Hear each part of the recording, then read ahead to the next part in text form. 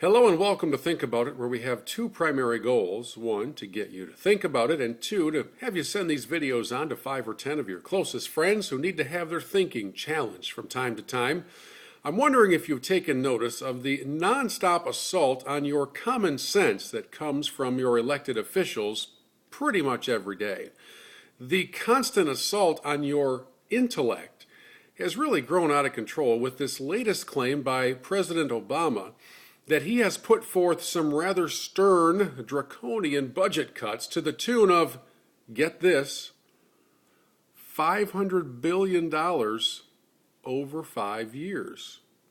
Now, I'm no mathematician, but I believe that breaks down to about $100 billion a year. In the overall scope of our national spending, do you know what that amounts to?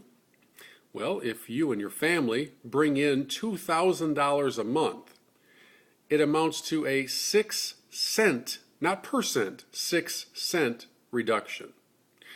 Let's flip that around. If you're having trouble controlling your spending and your credit card limit, your Visa bill every month carries a balance of $2,000, and you get the family together around the kitchen table and you decide we've got to cut back, we've got to make some serious changes. We're spending too much money.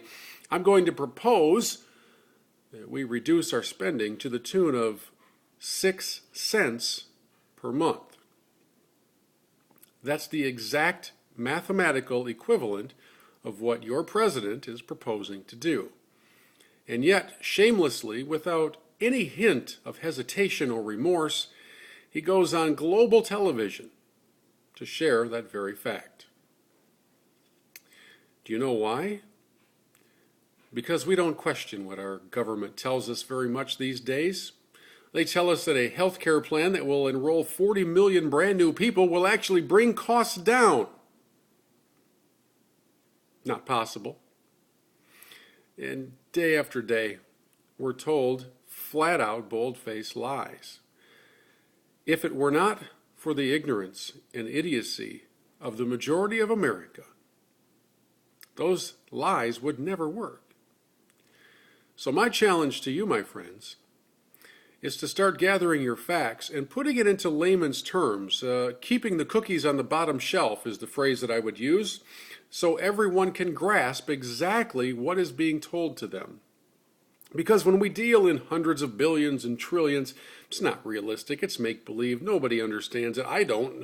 Who amongst us has that kind of grasp of the reality of that much money? But why don't you use the $2,000 a month and cent comparison? It's a little different. And our government's reliance on idiocy will start to ebb away when we start to think about it.